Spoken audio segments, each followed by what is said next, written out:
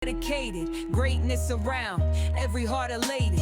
Mentors guiding, streets filled with dreams.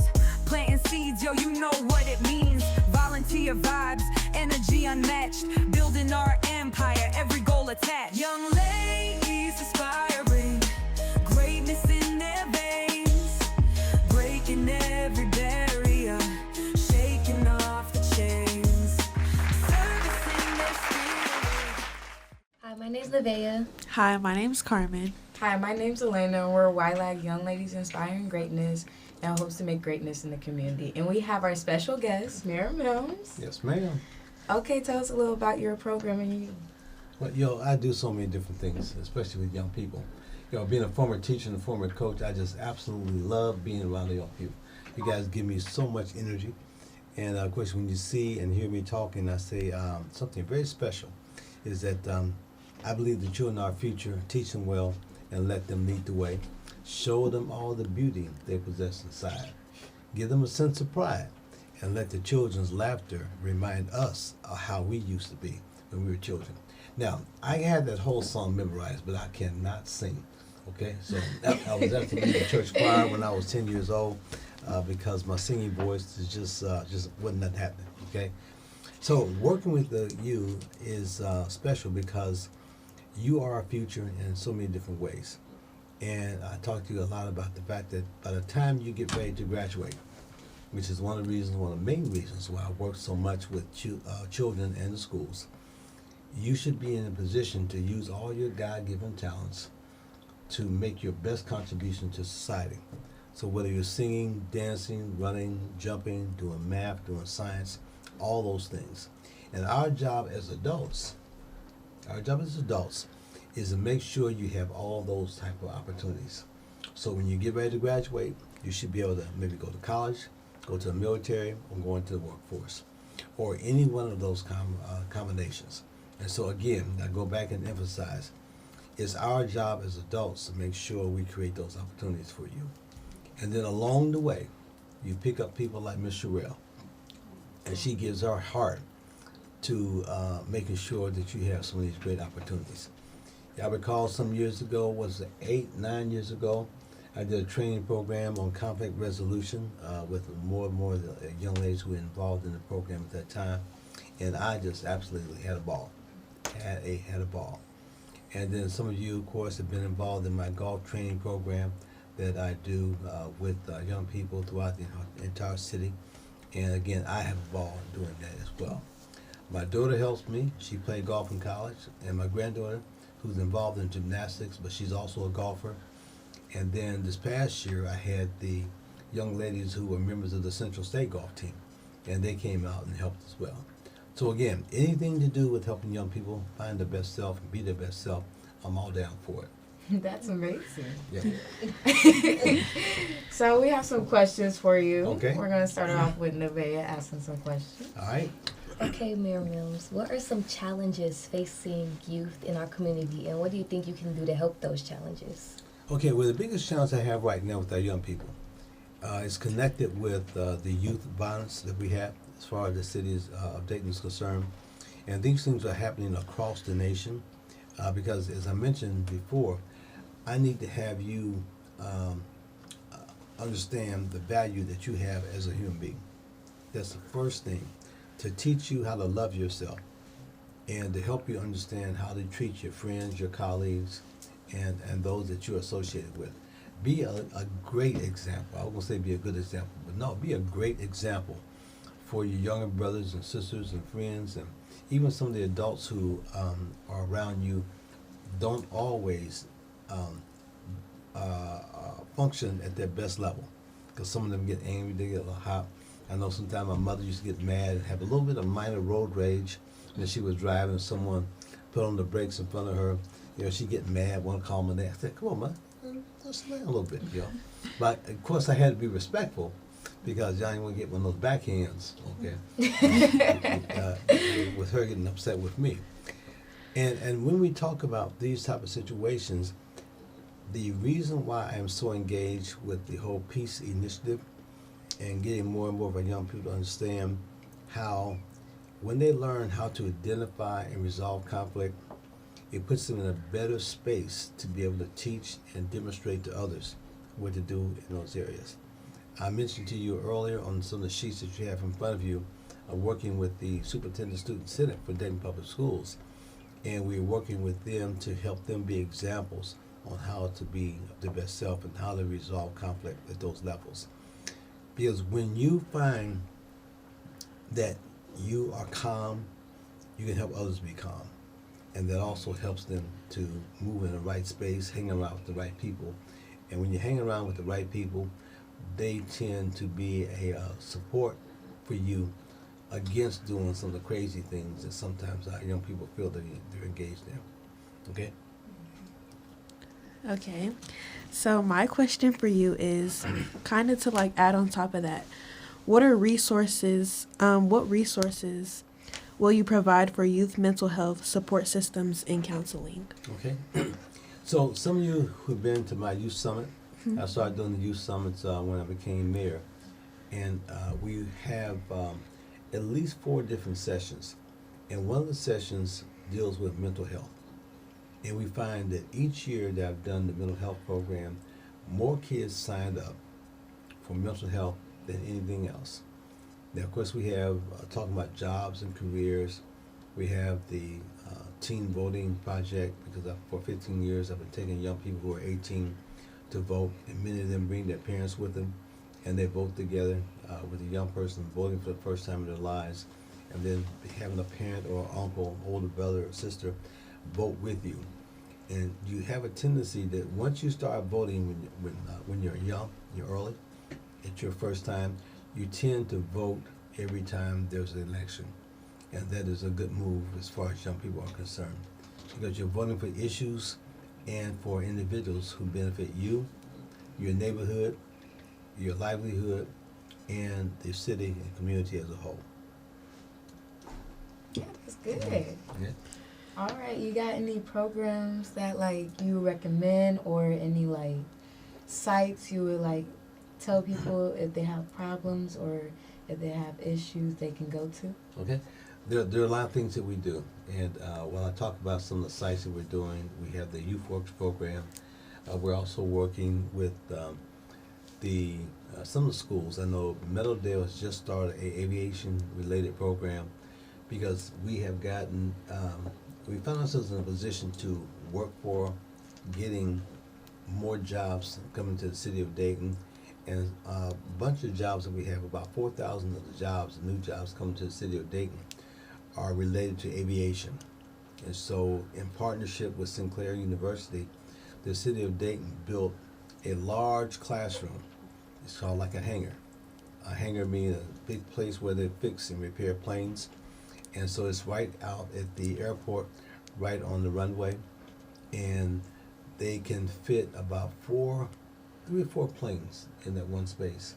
And so young people go to Sinclair, and then they learn how to fix and take apart planes and fix the air conditioning system, the hydraulic system, all those kinds of things that make an airplane function and work.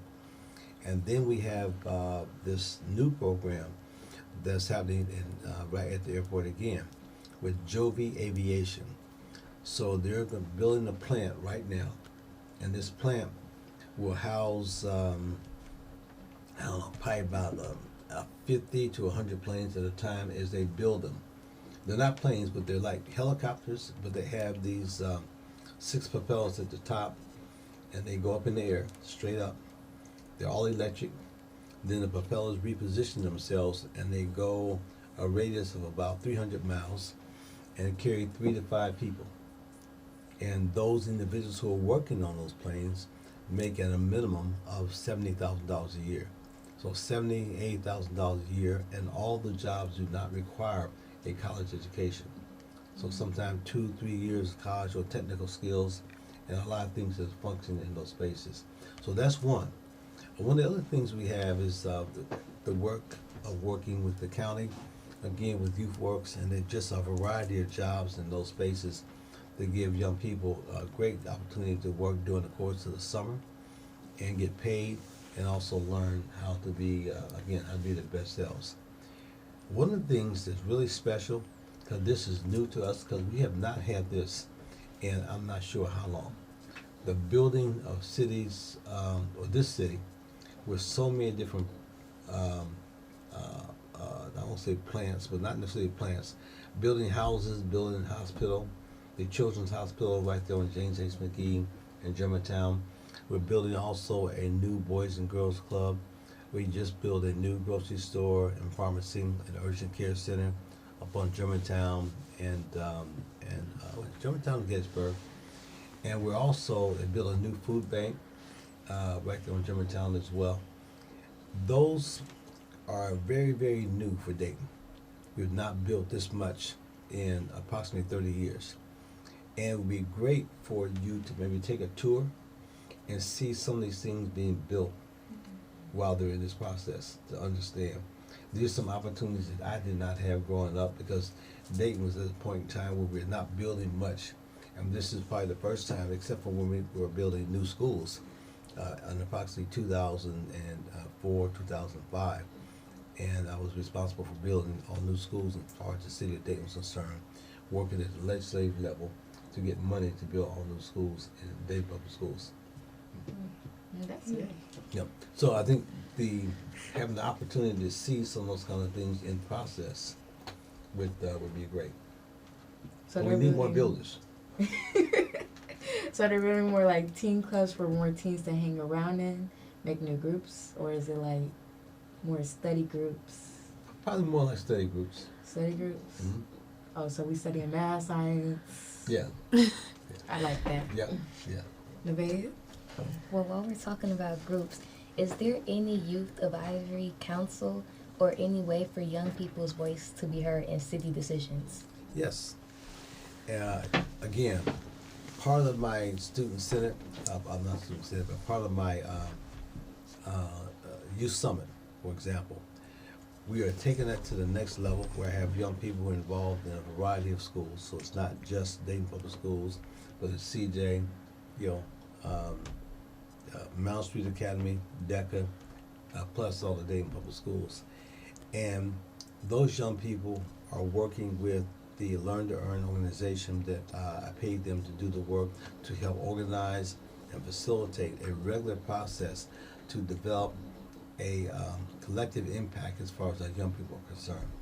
And so I intend to have more like a student type of a government piece that's working similar to what we're doing as far as the city council or the city committee, and that puts us in a space where they are learning how government works.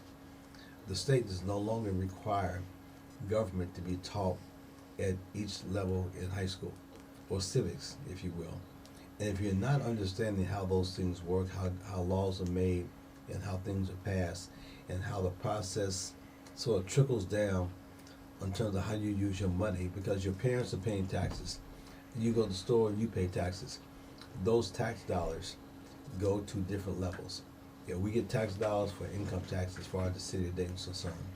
Then there are tax dollars that go to for the businesses, and those are called sales tax. Then property tax support the schools. And so understanding how those taxes work, because a lot of people are saying, I don't want to pay any taxes. Man, I don't want to pay no taxes. I want my whole paycheck. But what happens is that each one of those different type of taxes help to support your basic quality of life. And so the more money you make in a particular city, and the more taxes you're able to pay, a fair share, the higher the quality of life that you experience when you are a student or when you are an adult. The property tax is based upon the wealth and the value of your home. Okay, so, and then the businesses pay 60% of that tax. And locally you pay, again, the other portion of that tax. That goes into a pot, and when you have a school levy, that school levy then goes to support teacher salaries, benefits, books, all the materials that I don't use books probably as much anymore, mostly online. I'm going back a ways when I'm talking about a whole lot of books, back in my time, okay? But it pays for those basic things, your sports curricular, extracurricular programs, whether it be cheerleading, dance, all those kind of things. All those things are paid for by virtue of the property tax. And then, like I said, the income tax supports city government. And so the money that we get from the income tax pays for police, fire, trash pickup. It pays for fixing the roads. It pays for our parks and recreation programs. So all those things are paid for throughout those processes. I would love to have my taxes removed because I would have had a whole paycheck of money. I mean, Yeah, trust me, I was the same way. When I was younger, I got my of course I used to carry the newspaper. That was probably my first job. But when I started working, doing some other type of things, I would look at my paycheck, and it had all the taxes that were taken out. I said, dang, I want my old paycheck. I want, because I did not understand taxes at the time. Yeah. I would have brought my Amazon card. Yeah, right. More than like $1,000 in there. Garbage. Okay, so I have a question about you. So, like, what made you, like, want to be into politics and, like, know that you wanted to run for mayor? Like, what interested you? Okay. Like, Well, I have a long background in terms of working with people. When I was in high school, I was captain of the baseball team. Okay, and I ran track, played soccer. I was in the band.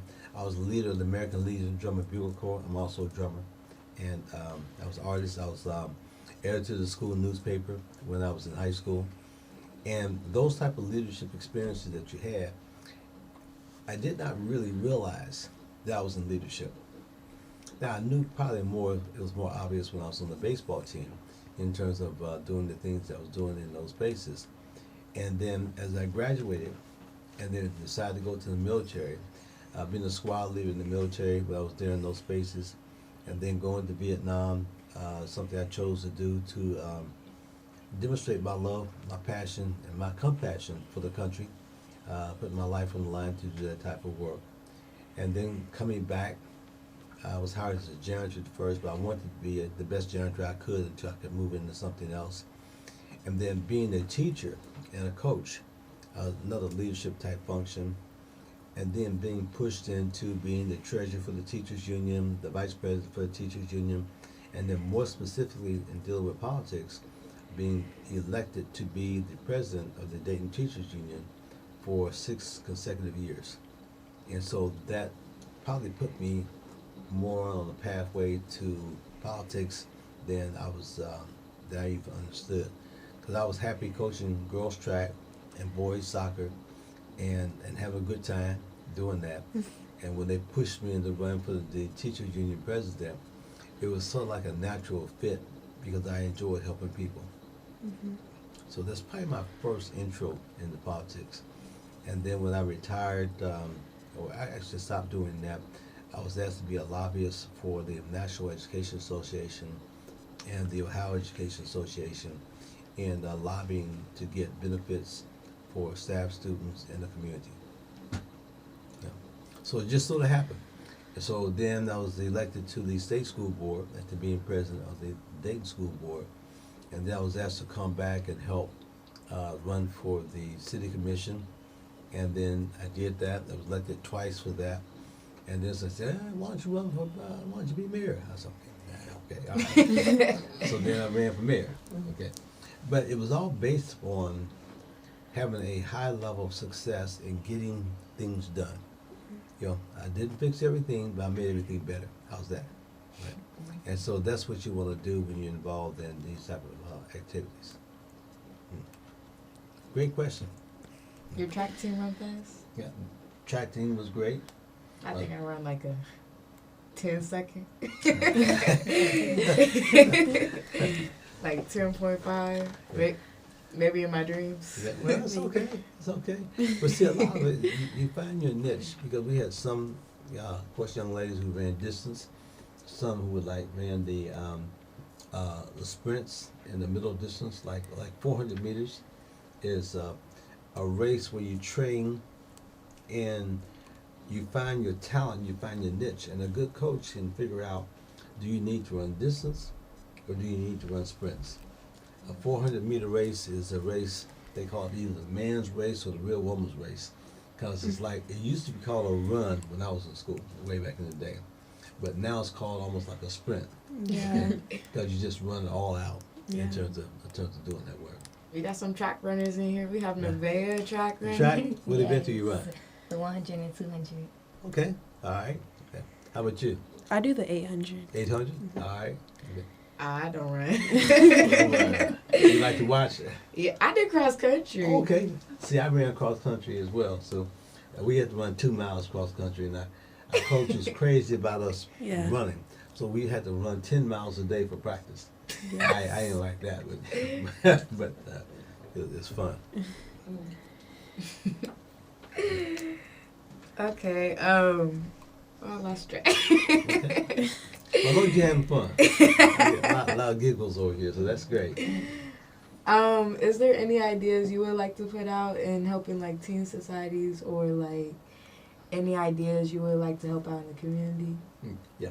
And one of the great things that we see is this community has engaged more and more citizens on cleaning up their neighborhood. And each year, more and more people, more and more organizations decide that they want to help clean up their neighborhood. Now, of course, one of the things that I always try to incentivize them to do is stop throwing the trash down. You wouldn't have to spend as much time picking it up. Okay? Yeah. Logical concept, right? Okay. But what's happening is because of that work that people have more pride in their community, so they're doing more of those type of situations, more of those type of activities, if you will. And the city always helps because they provide the dump trucks and the bags, gloves, and little things you use to pick stuff up if you don't want to use your hands. And so those things are always great to use in that process. So more of our young people have started working on being a part of leadership to pick up trash. Nevaeh, do you have any more? Well, I want to circle back to when we was talking about like sports and stuff. Is there like anything you can say or like that can help athletes with like mental blocks or like anxiety or anything like that? Yeah.